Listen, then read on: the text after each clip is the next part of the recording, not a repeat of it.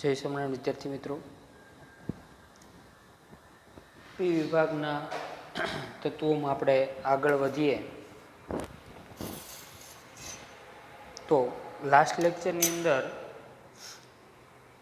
આપણે સમૂહ 17ના એટલે કે હેલોજન તત્વોના ઓક્સો એસિડની ચર્ચા કરી, તેના બંધારણ વિશે પણ જોયું.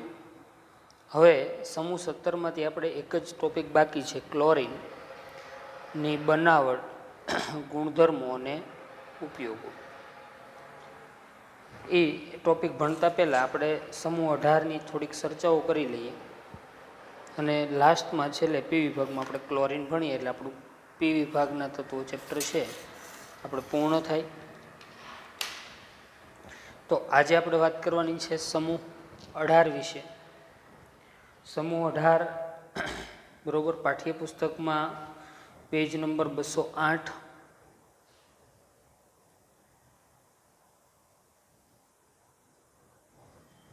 ટોપિક નંબર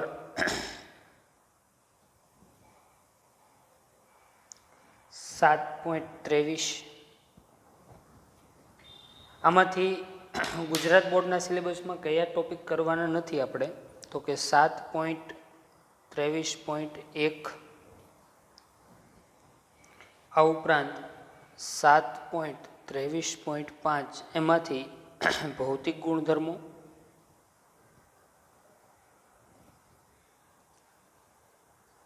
અને રાસાયણિક ગુણધર્મો આપણે કરવાના નથી. ભૌતિક ગુણધર્મો અને રાસાયણિક ગુણધર્મો આટલા ટોપિક ગુજરાત બોર્ડમાં આપણે કરવાના નથી. ઓકે, હવે મૂળ મુદ્દા ઉપર આવીએ. ચાલો આપણે શરૂ કરીએ સમૂહ 18ના તત્વો વિશે ચર્ચા.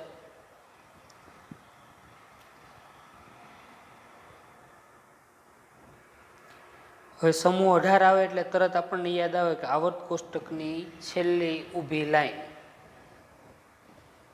એને આપણે સમૂહ 18 કહીએ છીએ. સમૂહ 18માં વાત કરીએ તો કે helium, neon, argon, krypton, xenon, radon, અને હમણાં જ નવું નામ એક ઉમેરાનું અને એ છે ઓગ્નેસન. બરોબર, એ બધાની આપણે ચર્ચા કરીએ તો સમૂહ 18માં ટોટલ સભ્યો કેટલા છે, તો કે કેટલા તત્વો છે, તો સમૂહ 18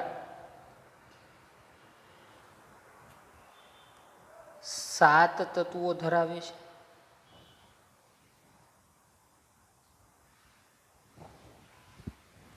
કયા કયા છે, તો કે helium, neon, argon, krypton, xenon, radon અને ઓગ્નેસોન.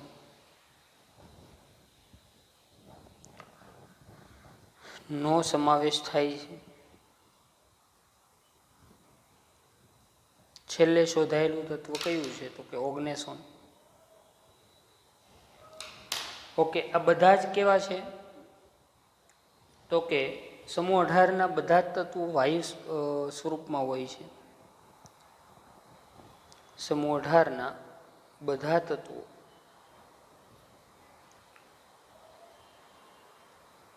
વાયુ સ્વરૂપમાં હોય છે.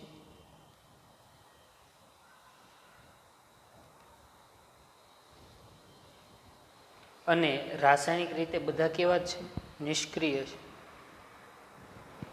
સમૂહ 18ના બધા તત્વો મોટા ભાગે રાસાયણિક રીતે કેવા છે, નિષ્ક્રિય છે. શા માટે આપણે અગાઉ ભણી ગયા છીએ, બરોબર, કે તેમાં ઇલેક્ટ્રોનની રચના છે સંપૂર્ણ ભરાયેલી છે, નિષ્ક્રિય થઈ જાય છે એટલા માટે. ઓકે, તો રાસાયણિક રીતે સમૂહ 18ના બધા તત્વો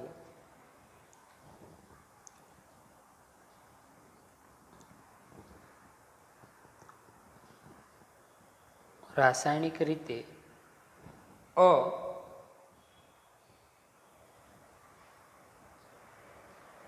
પ્રતિક્રિયાત્મક છે. અપ્રતિક્રિયાત્મક એટલે કેવું થયું? નિષ્ક્રિય. પ્રતિક્રિયાત્મક એટલે સક્રિય. આ કારણે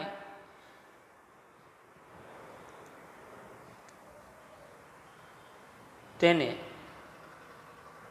ઉમદા વાયુઓ કહેવાય છે.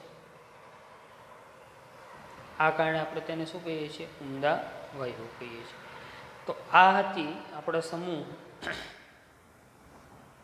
18ના તત્વોની થોડીક માહિતી. બરોબર. સમૂહ 18ના તત્વોને અલગ અલગ નામે ઓળખવામાં આવે છે. સમૂહ 18ના તત્વો માટે ઘણા બધા નામ આપણે સાંભળ્યા છે. સમૂહ 18ના તત્વો. બરોબર. એમાં પહેલા તો તેને શૂન્ય સમૂહના તત્વો પણ કહીએ છીએ.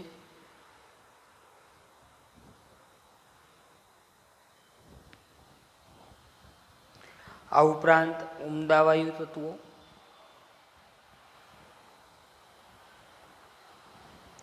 અને નિષ્ક્રિય વાયુ તત્વો.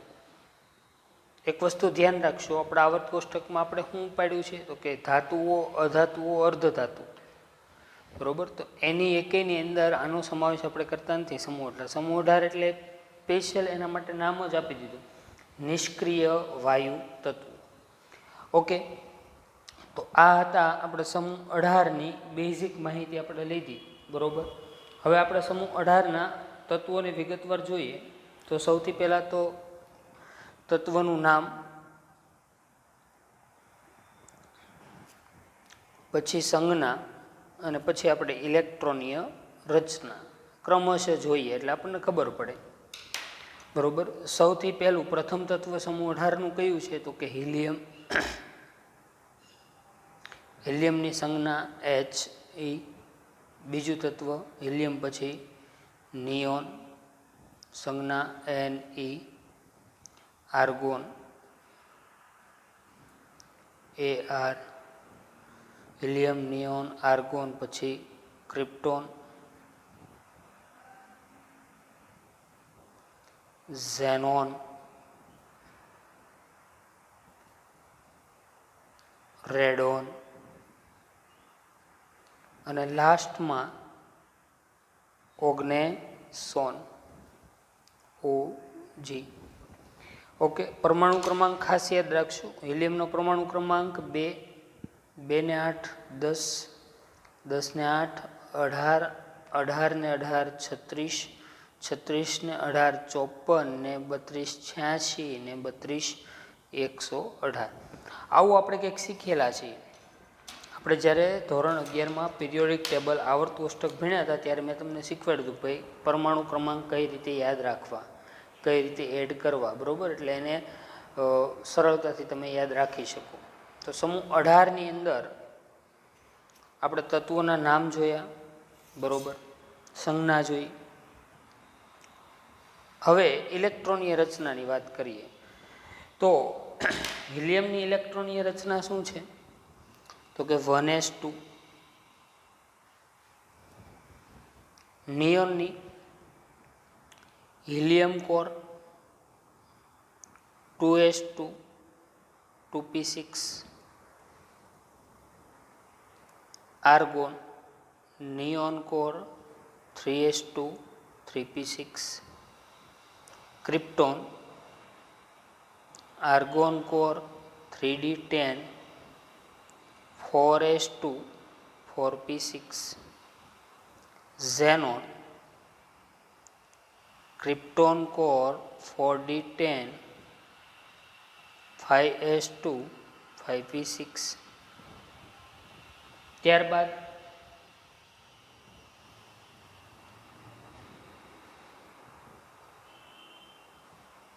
Radon xenon core 4f14 5d10 6s2 6p6. અને ઓગ્નેસોન radon core 5F14, 6D10, 7S2, 7P6. બાહ્યતમ કક્ષામાં કેટલા ઇલેક્ટ્રોન છે તમે જોઈ શકો છો. બાહ્યતમ કક્ષા એટલે સૌથી બહારની કક્ષા. બાહ્યતમ કક્ષાની અંદર ટોટલ કેટલા ઇલેક્ટ્રોન આવેલા છે? 8. એટલા માટે સમૂહ 18ના તત્વો જે છે બરોબર, તે સમૂહ 18ના તત્વો છે એની નિષ્ક્રિય બની જાય છે, કારણ કે બાહ્યતમ કક્ષામાં અષ્ટક પ્રાપ્ત થાય છે. ઓકે, હવે અહીંયા એક ઉડીને આંખે વળગે એવી બાબત એ છે કે હિલિયમની ઇલેક્ટ્રોનની રચના શું છે? 1s2 છે. આ તો સમૂહને એકેય તત્વ સાથે મેળ નથી ખાતી, બરોબર. અને આમ તે સમૂહ 18 કયા વિભાગમાં આવેલો છે? આવર્ત કોષ્ટકના પી વિભાગમાં આવેલો છે. હવે પી વિભાગમાં આવેલું હોય તો છેલ્લો ઇલેક્ટ્રોન ક્યાં ભરાવો જોઈએ? પી કક્ષકમાં. પરંતુ અહીંયા ધ્યાન રાખશું આપણે કે હિલિયમ છે બરોબર, તે સમૂહના અન્ય તત્વો સાથે ગુણધર્મોની બાબતમાં સામ્યતા ધરાવે છે. એટલા માટે હિલિયમને સમૂહ 18માં મૂકીએ છીએ, બરોબર. તો હિલિયમને બાદ કરતા સમૂહની બાકીના તત્વોની બાહ્યતમ કક્ષાની ઇલેક્ટ્રોનની રચના કેવી છે? કોમન, એટલે કે સમાન જોવા મળે છે. આ બાબત ખૂબ જ આપણા માટે અગત્યની છે. બીજી બાબત, સમૂહ 18ની અંદર 2 તત્વો છે એ રેડિયો એક્ટિવ છે. એક તો રેડોન અને બીજું ઓગ્નેસોન. આ બંને તત્વો કેવા છે? રેડિયો એક્ટિવ તત્વો છે, બરોબર. અને બંનેનું લેબની અંદર સંશ્લેષણ કરવામાં આવે છે, બરોબર, મેળવવામાં આવે. કુદરતી રીતે નથી મેળવતા, કૃત્રિમ રીતે મેળવીએ છીએ. એટલે બહુ ઓછા પ્રમાણમાં મળે છે, બરોબર. એને જોઈ લઈ એ રિએક્શન એટલે આપણને ખબર પડે કઈ રીતે મેળવે. ચલો પહેલાં તો રેડોન મેળવવા માટેની વાત કરીએ તો રેડિયમનો પરમાણુ ક્રમાંક 88, પરમાણુ દળાંક 224. જ્યારે રેડિયમનું કેન્દ્રીય વિખંડન થાય એટલે કે એનો અણુ તૂટે એટલે એમાંથી આપણને રેડોન પ્રાપ્ત થાય.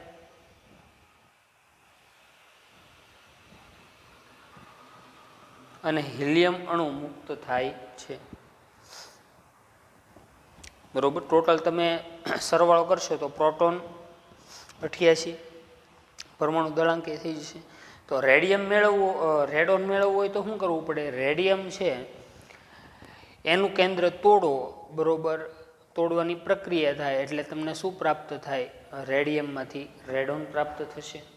ચલો આવી જ રીતે આપણે બીજી બાબત જોઈએ તો ઓગ્નેસોન કઈ રીતે મેળવવામાં આવ્યું? તો કે ઓગ્નેસોન છે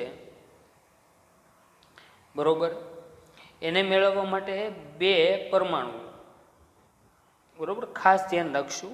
CF એટલે કેલિફોર્નિયમ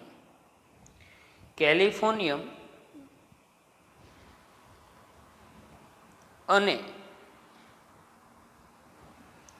કેલ્શિયમ, આ બેનો સંઘાત કર્યો એટલે શું? જોડાણ થયું. કેલ્શિયમ અને કેલિફોર્નિયમનું સંઘાત કરવામાં આવે એટલે આપણને ઓગ્નેસોન પ્રાપ્ત થાય છે, ઓજી, બરોબર. પરમાણુ ક્રમાંક કેટલો થઈ જશે? 118. 98 + 20 એટલે 118.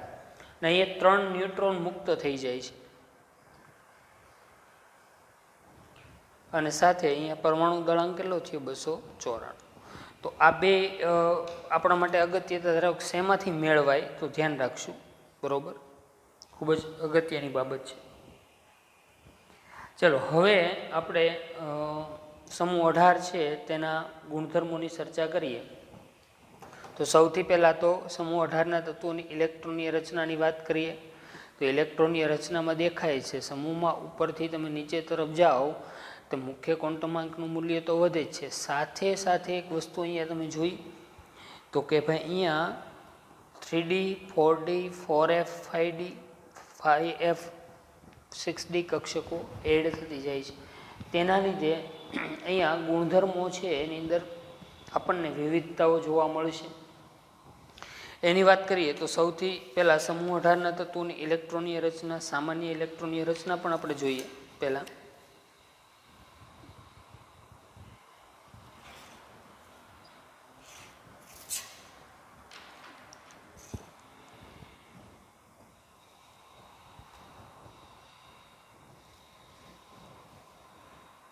ઇલેક્ટ્રોનીય રચના.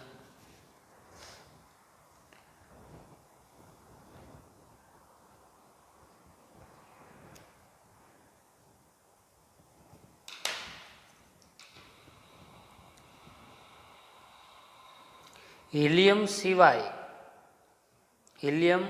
સિવાય બધા ઉમદા વાયુ. શા માટે ઉમદા વાયુઓ કહીએ છીએ? કારણ કે રાસાયણિક રીતે કેવા છે? તે અપ્રતિક્રિયાત્મક એટલે કે નિષ્ક્રિય છે. તો હિલિયમ સિવાય બધા ઉમદા વાયુઓની સામાન્ય ઇલેક્ટ્રોનીય રચના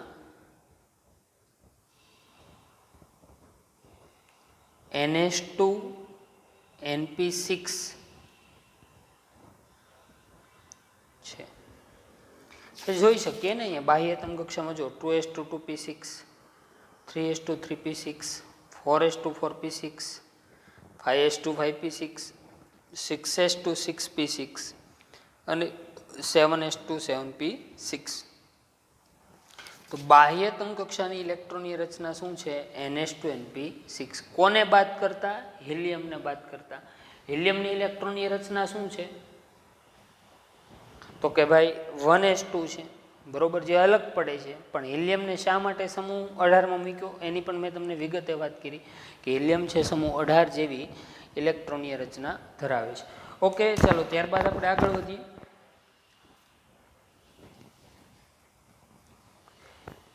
તો આમ ઉમદા વાયુઓની સંવૃત એટલે કે અષ્ટક રચના જે જોવા મળે છે, બરોબર, બાહ્યતમ કક્ષામાં 8 ઇલેક્ટ્રોન, એના કારણે નિષ્ક્રિય સ્વભાવ સહિતના તેમાં અનેક ગુણધર્મો જોવા મળે છે. તો આ ખાસ બાબત છે કે ઉમદા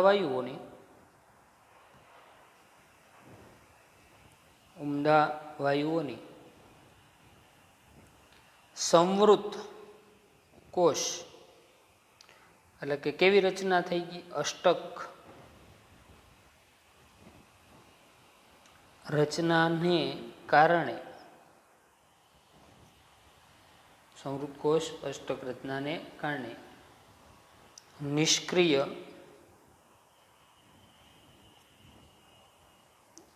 સ્વભાવ સહિતના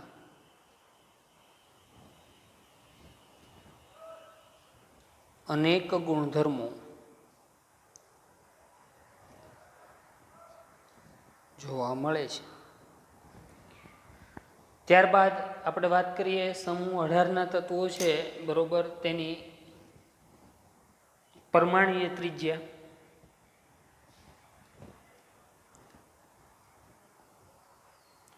તો અત્યાર સુધી રેગ્યુલર જે આપણને વલણ જોવા મળ્યું એ જ વલણ જોવા મળશે. સમૂહમાં ઉપરથી નીચે તરફ જાઓ તેમ પરમાણ્વીય ત્રિજ્યામાં ક્રમશઃ શું થાય છે?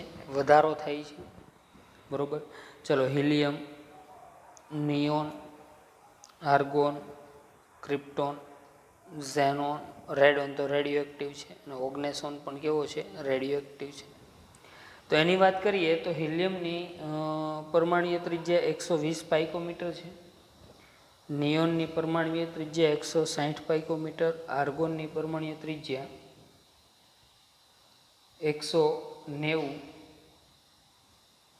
પાઇકોમીટર,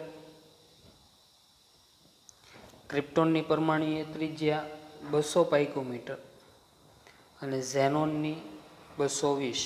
આ શું બતાવે છે? સમૂહમાં ઉપરથી નીચે તરફ જાઓ તેમ પરમાણ્વીય ત્રિજ્યામાં ક્રમશઃ શું થાય છે? વધારો થાય છે. સમૂહમાં ઉપરથી નીચે તરફ જતા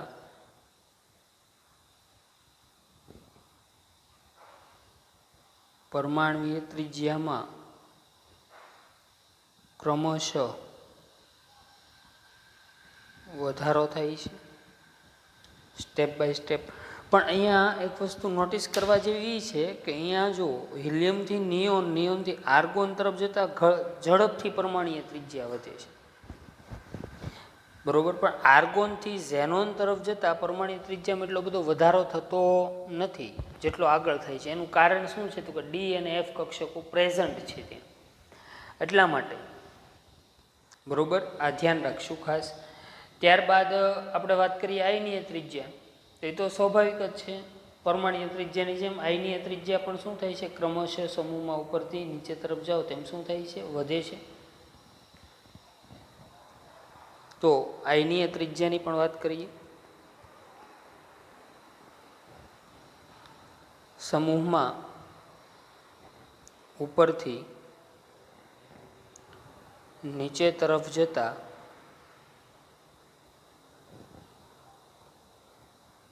પરમાણ્વીય ત્રિજ્યાની જેમ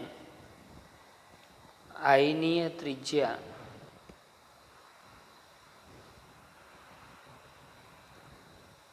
ક્રમશઃ વધે છે.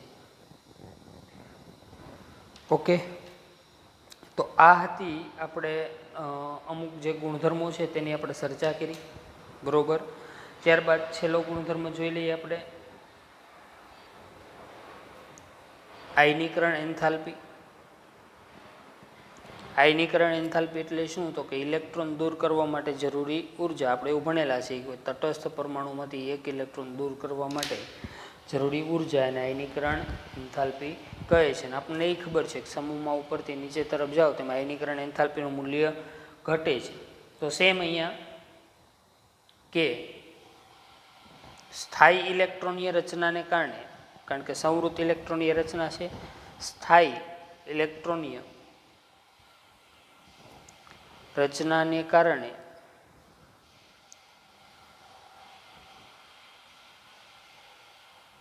સમૂહ 18ના તત્વો ઊંચી આયનીકરણ એન્થાલ્પી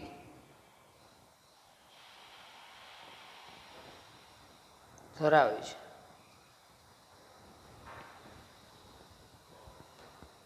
સ્થાયી ઇલેક્ટ્રોનીય રચનાને કારણે સમૂહ 18ના તત્વોની ઊંચી શું જોવા મળશે આપણને, આયનીકરણ એન્થાલ્પી જોવા મળે છે. ઓકે, અને રેગ્યુલર સમૂહમાં ઉપરથી નીચે તરફ જાઓ તેમાં આયનીકરણ એન્થાલ્પી શું થાય છે, ઘટે છે. અને એવો જ એક ગુણધર્મ છે ઇલેક્ટ્રોન પ્રાપ્તિ એન્થાલ્પી. ઇલેક્ટ્રોન પ્રાપ્તિ એન્થાલ્પી એટલે શું, જ્યારે કોઈ તત્વ ઇલેક્ટ્રોન મેળવે ત્યારે થતો ઉર્જાનો ફેરફાર, બરોબર. તો ઇલેક્ટ્રોન પ્રાપ્તિ એન્થાલ્પીની આપણે વાત કરીએ તો ઉમદા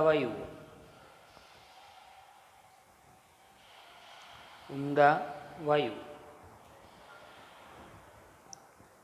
સ્થાયી ઇલેક્ટ્રોનીય રચના ધરાવતા હોવાથી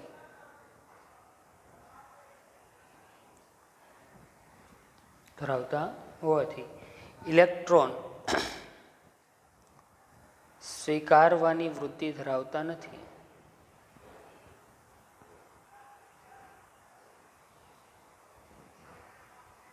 તેથી ઇલેક્ટ્રોન મેળવે નહીં, કારણ કે એને ઓલરેડી જરૂર જ નથી ભાઈ. તેથી તેની ઇલેક્ટ્રોન પ્રાપ્તિ એન્થાલ્પીનું મૂલ્ય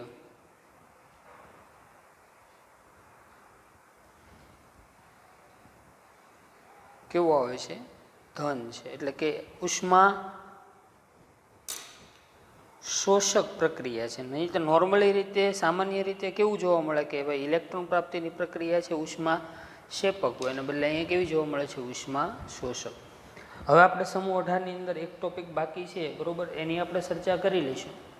અને પછી પી વિભાગનું માત્ર ક્લોરિનની ચર્ચાઓ બાકી રહે, બરોબર, એ પણ આપણે જોઈ લઈશું. તો આવતા ક્લાસમાં આપણે ઝેનોન અને ફ્લોરિનના સંયોજનો વિશે માહિતી મેળવશું. ઓકે, તો આજે આપણે એટલે અટકીએ છીએ.